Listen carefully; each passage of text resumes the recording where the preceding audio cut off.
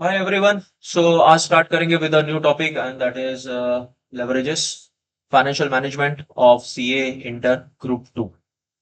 ठीक है, तो जैसे मैंने स्क्रीन पे यहाँ पे लिखा हुआ है कि टॉपिक का नाम है लेवरेजेस है, तो सर आपने ये 180 मिनट्स का लिखा हुआ है।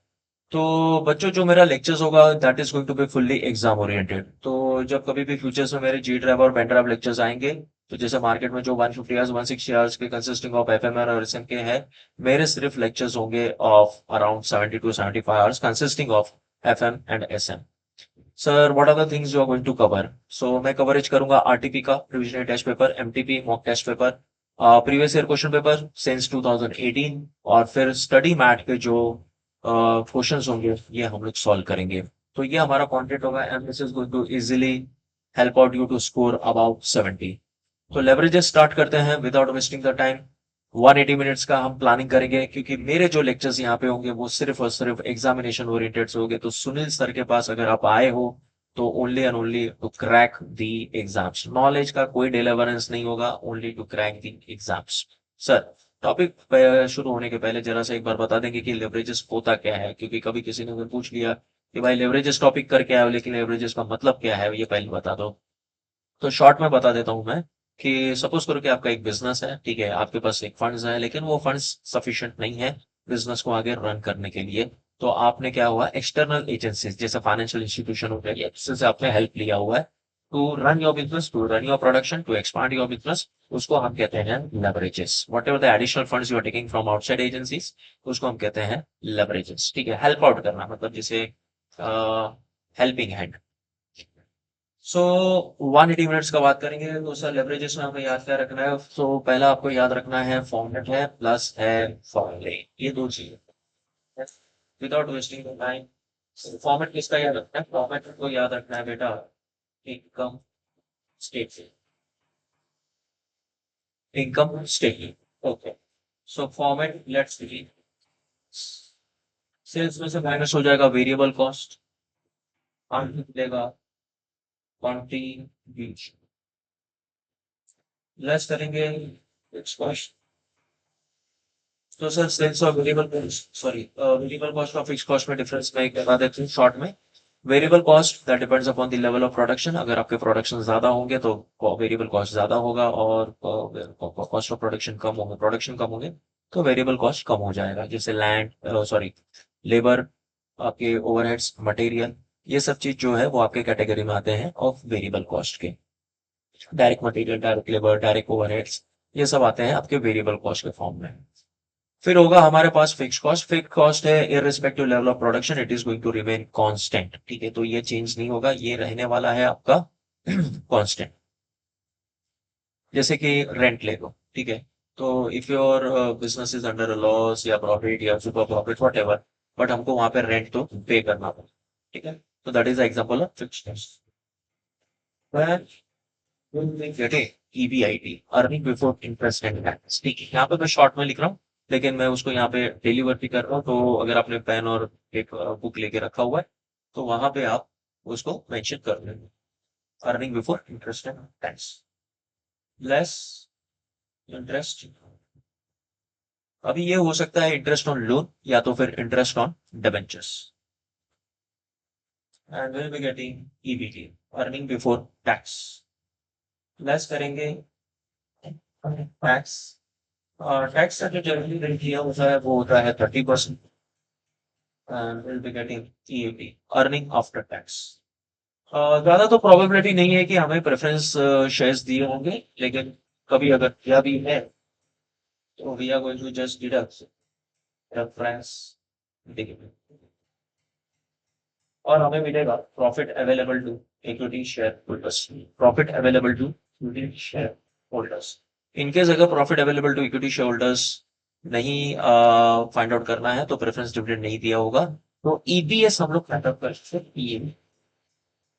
EPS, that is per share. So profit available to equity shareholder, या तो आप EAD ले सकते हो divided by outstanding number of equity shares। So this is the formula for earning per share का है, तो PAE ऐसे that is profit available to equity share holders, या तो फिर earning after tax divided by outstanding equity share. ठीक है, एक फॉर्मूला हो चुका है अपना GS का।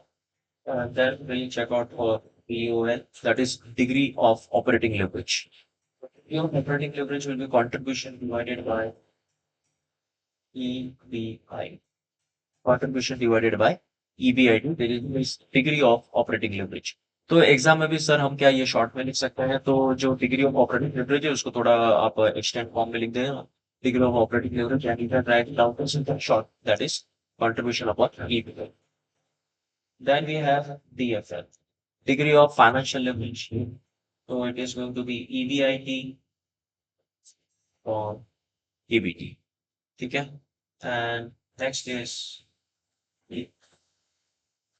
degree of combined leverage. So it will be degree of operating leverage multiple of degree of financial leverage. या तो इसका और एक फॉर्मूला हो सकता है जैसे contribution upon EBIT multiple EBIT by EBT, ये दोनों को कैंसिल करेंगे और EBT. So this is also going to be the formula for DCF, that is a degree of combined leverage. तो बेस्ट यहाँ पे मैंने आपको शॉर्ट में बता दिया कि एक आपको फॉर्मेट याद रखना है और आपको फॉर्मूले याद रखना है, ठीक है? अब देखेंगे इसका एप्लीकेशंस, क्योंकि फॉर्मूला और फॉर्मेट अगर आप कर रहे हैं तो इसका एप्लीकेशन यहाँ बहुत ही इंपॉर्टेंट। तो we were talking about sir one in strategy, तो स्टार्ट विद द लेवरेज, क्योंकि मैंने ऑलरेडी स्टार्ट तो कर दिया है, ठीक है? तो लेवरेज में आपको ये याद रखना है सर वो कितने मार्क्स का आ सकता है, 5 to 10। या तो क्वेश्चन एग्जाम में 5 मार्क्स का आएगा या तो क्वेश्चन आएगा 10 मार्क्स का। Sir why you took leverage as a first topic? Okay, क्योंकि सर बहुत सी जगह पे तो दूसरा टॉपिक लेते हैं, आपने डायरेक्टली लेवरेजेस ले लिया यहाँ पे। लेवरेज मैंने यहाँ पे इसलिए लिया हुआ because it is having a maximum frequency का कि बहुत एग्जाम में आता ही है, और कंफर्म मतलब 90 to 95% एग्जाम्स में ये आया ही है। और इसका जो कवरेज होता है वो होता है 5 मार्क्स और 10 मार्क्स का। Okay, so sir what is the time limit for 5 marks question? बस 4 मिनट्स। तो आपका जो प्रैक्टिस है, आपका जो self study, it has to be very productive and very quality wise होना चाहिए। Okay, so don't talk about कि मतलब कि सर 10 घंटा पढ़ना है, 12 घंटा पढ़ना है, सर CA कर रहे हैं तो इतना तो नॉर्मली आवर्स पढ़ना ही पड़ता है। ऐसा कुछ भी नहीं है, आप जो भी पढ़ो उसको एक क्वालिटी पैटर्न में आप रखो। जैसे लेवरेजेस का सर 5 मार्क्स का क्वेश्चन आएगा, 4 मिनट्स में हो जाना चाहिए, ठीक है? सर व्हाट अबाउट अगर 10 मार्क्स का क्वेश्चन आ गया तो it has to be approximately 7 minutes. So when you are going to start with practising, तो हो सकता है कभी कभी ऐसे कि 4 मिनट के अंदर आपका फिनिश हो गया। 4 मिनट के अंदर मतलब कि sometimes before 4 minutes also, like 3 minutes में हो गया, 3.5 मिनट्स में हो गया, मतलब 3 मिनट्स एंड 30 सेकेंड्स में हो गया, because second is going to make a minute, और वो हमारा टाइम सेव करता है during the exams. Okay, so ये मैंने आपको टाइम लिमिट बता दिया। सर 1.5 डेज का भी स्ट्रेटेजी देख लेते हैं। 1.5 डेज की स्ट्रेटेजी के लिए मैं नेक्स्ट वीडियो अपलोड करूंगा। ओके, सो स्टार्ट करते हैं with some questions. Applications is very important. Okay, ठीक है, तो मैंने यहाँ पे क्वेश्चन दिया हुआ है, दिस इज ऑफ लेवरेज के क्वेश्चंस है। तो क्वेश्चन को स्टार्ट कैसे करेंगे? Look at this, because now days के आपको सॉल्यूशंस तो कहीं से भी मिल जाएगा, लेकिन सबसे इंपॉर्टेंट चीज है कि how we are going to start with the solution. तो solutions give so much importance, लेकिन स्टार्ट पॉइंट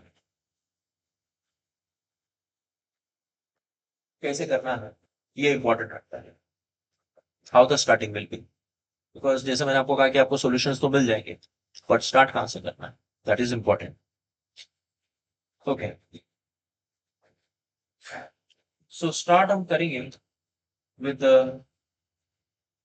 रिक्वायरमेंट, कि एग्जामिनर ने हमको क्या रिक्वायरमेंट पूछा हुआ है। तो you are required to calculate EPS, OL, FL and CL। यहाँ पे स्टूडेंट रिलैक्स हो गया है कि ठीक है रिक्वायरमेंट है, तो सर ये कितने मार्क्स का आया था? ये आया था 10 मार्क्स। ठीक, this type of question has repeated I think so 3 or 4 times in the previous year के ट्रेंड में। और ये 10 मार्क्स के लिए आता है। तो ये क्वेश्चन का जो वॉल्यूम है this is specifically for 10 marks. And सबसे पहले हमको पढ़ना है कि रिक्वायरमेंट क्या है। तो रिक्वायरमेंट हमारे पास चार चीज है। One is the EPS, earning per share, operating leverage है, फाइनेंशियल लेवरेज है, और फिर हमें फाइंड आउट करना है कंबाइंड लेवरेज। तो कंबाइंड लेवरेज के लिए कोई इतना तकलीफ नहीं होगा। ओएल और एफएल मिल चुका है तो उसका प्रोडक्ट ले लेंगे, प्रोडक्ट मतलब मल्टीपल ले लेंगे और हमें कंबाइंड लेवरेज मिल जाएगा। ईपीएस का भी फॉर्मूला हमारे लिए कोई टफ नहीं है। ईएटी अगर प्रेफरेंस नहीं रहा तो, प्रेफरेंस नहीं रहा तो earning after tax divided by number of equity shares. Okay, so ये फोर थिंग्स हमें फाइंड आउट करना है एंड लेट्स बिगिन। तो स्टार्टिंग से उसको रीड नहीं करना है। ये following is the balance sheet of exam limited, ये आपको रीड नहीं करना है because that is not going to make any major difference in your solution. Okay, तो यहाँ पे हमने स्टार्ट किया तो देखते हैं क्या क्या चीज दिया हुआ है। तो जैसे ही आपको पता चल गया है during the time of exam की ये क्वेश्चन आया हुआ है। ओके, तो पहले हम क्या करेंगे, फॉर्मेट बनाएंगे और फॉर्मूला लिख देंगे। ठीक है, फॉर्मेट हमने बना देना है जो मैंने ऑलरेडी बना दिया है यहाँ पे, जैसे मैंने आपको बताया। ठीक है, अगर वो कुछ ज्यादा ही दूर है तो यहाँ पे बता देते हैं। Sales minus CC, contribution, fix cost, PBIT, EBT, tax का रेट दिया होगा, यूएटी। एक बार चेक कर लेते हैं क्या हमारे पास रेफरेंस तो मैंने लाइबिलिटी में टेस्टिंग कर लिया, यहाँ पे कोई भी रेफरेंस नहीं है। तो हमारा जो एंड होगा फॉर्मेट वो होगा सिर्फ यूएटी पे। और उसके नीचे हम मेंशन कर देंगे नंबर ऑफ इक्विटी शेयर्स, दे देगा UTS, that is ELT upon number of equity shares. Okay. So let's begin with the problem. Problem में हमने देख लिया हुआ है। हाँ, बैलेंस शीट के प्रॉब्लम में एक रेशियो एनालिसिस का फॉर्मूला हमें याद रहना चाहिए, वो है टीएटीआर। तो सर पहले रेशियो एनालिसिस चालू कर देते थे तो प्रॉब्लम नहीं होता था। ऐसा कुछ भी नहीं है कि रेशियो एनालिसिस का सिर्फ पूरे फॉर्मूले के बंडल में से हमें सिर्फ एक ही यूज करना है और वो है TATR, that is total asset turnover ratio. तो स्टार्ट करते हैं। ये हमारे सामने बैलेंस शीट है, एडिशनल इंफॉर्मेशन दिया है and during the time of exam fix cost दिया है सर, एक्सक्लूसिव ऑफ इंटरेस्ट दिया है, मतलब इसमें इंटरेस्ट इंक्लूड नहीं है। तो फॉर्मेट में फिक्स कॉस्ट दिया होंगे तो भी दैट इज 16 lakhs, 16 lakhs।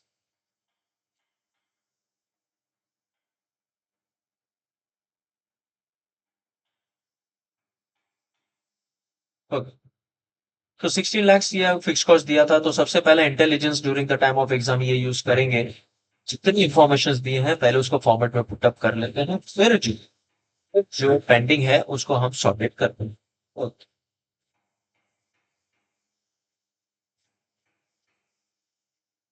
हाँ, then we have variable cost ratio जो वेरिएबल कॉस्ट रेशियो हम यहाँ पे ले सकते हैं 70%। अब ये 70% है तो हमारा सिर्फ 70% होगा। कॉन्ट्रीब्यूशन जो होगा वो होगा 30%। यस, ये आपको एग्जाम के टाइम पे पेंसिल से आपको लिख देना है, फिर later on you can erase it. यहाँ पे क्वेश्चन जो रिक्वायरमेंट पढ़ने का फायदा ये होता है कि हम क्वेश्चन के पैरेलल मतलब क्वेश्चन के साइमल्टेनियसली हम लोग ये सॉल्यूशंस कर रहे हैं। वरना क्या होगा कि पहले आप पूरा क्वेश्चन पढ़ लोगे फिर रिक्वायरमेंट पे आओगे फिर आपको लगेगा अरे हाँ ये लेवरेज का पूछ रहा है, या फिर आप फॉर्मेट बनाओगे फिर डबल डबल आपको क्वेश्चंस रीड करना पड़ेगा। And during the exams time over 1 second is very very important. और तो वेरिएबल कॉस्ट है टीएटीआर दे दिया हुआ है 2.5 TATR, total asset turnover ratio. फिर यहाँ पे अदा करके आर का, तो मैंने जैसे कहा कि रेशियो में सिर्फ एक फॉर्मूला है जो हमको यूज करना है वो है टीएटीआर का, टोटल एसेट टर्नओवर रेशियो। और उसका फॉर्मूला है sales upon total assets. Sales upon total asset, और टोटल एसेट को ढूंढना आपके लिए कोई भी मुश्किल नहीं है क्योंकि टोटल एसेट हमें मिल जाएगा 5 से, दैट इज 80 lakhs। 3 लाख से उसको इनकॉर्पोरेट करते हैं या था हमारे पास 2.5, सेल्स हमें फाइंड आउट करना होगा और ये है 20 lakhs। अब सेल्स यहाँ पे मल्टीप्लाई करेंगे, that is 2.5 multiply of 50 lakhs and rupees 2 crore। Yes, 2 crore, 2 crore। ठीक है, तो यहाँ पे देख लेते हैं 7 zeros आ गए आपके 2 crore में। ओके, सो ये 2 crore हो गया है हमारा सेल्स, और इसको इंकॉर्पोरेट कर देंगे यहाँ पे, दैट इज इसमें थोड़ा काम कर लेते हैं। So this is going to be 16 lakhs. Sales is 2 crores. Sales is 2 crores, और 2 crores का हम कैलकुलेट करेंगे 70%, and that is going to be 1 crore of 3 lakhs। तो रिमेनिंग होगा 60 lakhs, और ये हमें आएगा 44 lakhs। Fantastic, okay. इंटरेस्ट हमें आई थिंक सो, क्योंकि बैलेंस शीट सपोर्टिव है, तो बैलेंस शीट के यहाँ से हमें इंटरेस्ट मिल जाएगा। तो 40 लाख से 40 लाख का 12.5% कैलकुलेट करेंगे, तो 5 लैक्स आपका इंटरेस्ट हो गया। 5 lakhs is your interest. EBD आपको मिल चुका है, and that is 39 lakhs. Tax calculate कर लेंगे, तो टैक्स रेट दिया होगा, चेक कर लेते हैं। Yes, tax rate is given to you, that is 30%. Tax rate is 30%. तो कैलकुलेट कर लेंगे उसका 30%, that is 1170 समथिंग आएगा, तो भी एक बार इसको हम चेक कर सकते हैं। 39, 25, 11,70,000। Okay, so 3, 7, okay.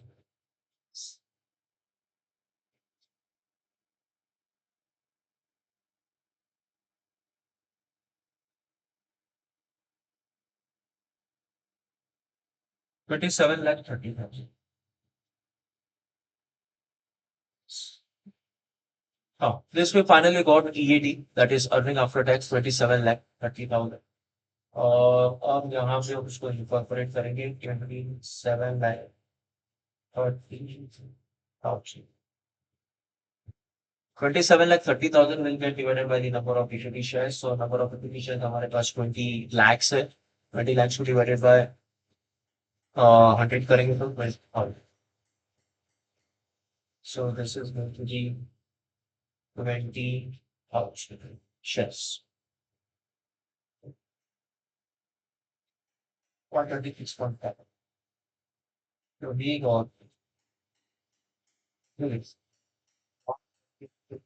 0.5 as the EPS, earning per share. जो पहला रिक्वायरमेंट था ये हमने फुलफिल कर दिया, सेल मिल गया था, और यहाँ पे हमारा फॉर्मेट तैयार हो गया था फटाफट, क्योंकि सेल से यहाँ पे इंपॉर्टेंट एक एलिमेंट था, बाकी rest of the things are very simple.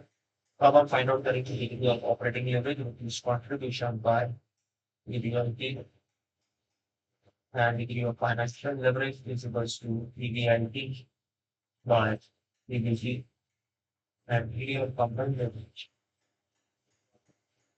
degree of operating leverage, financial leverage, degree of operating leverage multiplied by degree of financial leverage। पहले देख लेते हैं contribution by EBIT is your OF, EBIT is your FF। That's good.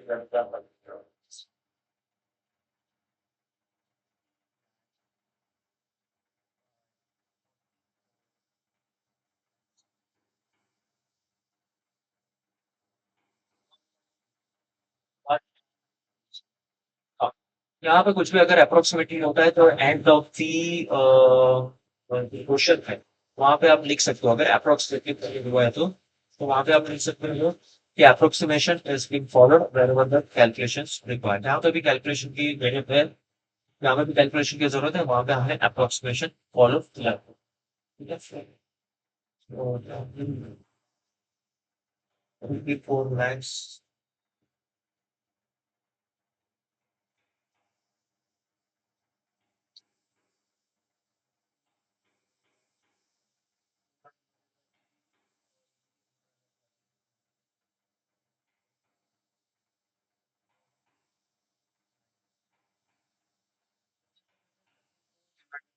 9 and this 1.128 है तो 1.13 लिखा है 1.3 yes क्योंकि 2 के बाद 8 है तो जो भी हमने है अप्रोक्सीमेशन और राउंडिंग ऑफ का कॉन्सेप्ट किया है यहाँ तो फर्स्ट हमें आया है 1.36 है और 1.13 है so without wasting the time we all combine everything kind of the region like the region multiply by 1 so 1.36 multiplied by 1.1 and 1.56 I am like so we can do it. This is how we are going to solve the problem of leverage. ये यहाँ पे मैंने solve कर दिया एक बार फिर से हमने कितने टाइम मार्क्स का क्वेश्चन हमने कवरेज किया लेवरेजेस में तो कितनी चीज हमें याद रखनी चाहिए हम याद रखिए एक फॉर्मेट है और एक फॉर्मूला है फॉर्मेट जो है वो काफी सिंपल है तो इतना कोई डिफिकल्ट नहीं है sales minus variable cost contribution minus fix cost PBIT minus interest PBT और माइनस कर दीजिए टैक्स तो ईएटी मिल जाएगा ईएटी को divide by number of equations करेंगे तो मिल जाएगा हमें EPS and then later on हमने देखा if the degree of operating leverage is equals to contribution upon EBIT, degree of financial leverage is EBIT upon EBT, and degree of combined leverage is equals to OL into NFL. Okay, तो ये आज हमारे concept में हमने ये किया हुआ है एंड आई होप आपको ये लेक्चर समझ में आ गया होगा ठीक है मिलते हैं फिर से नेक्स्ट क्लास में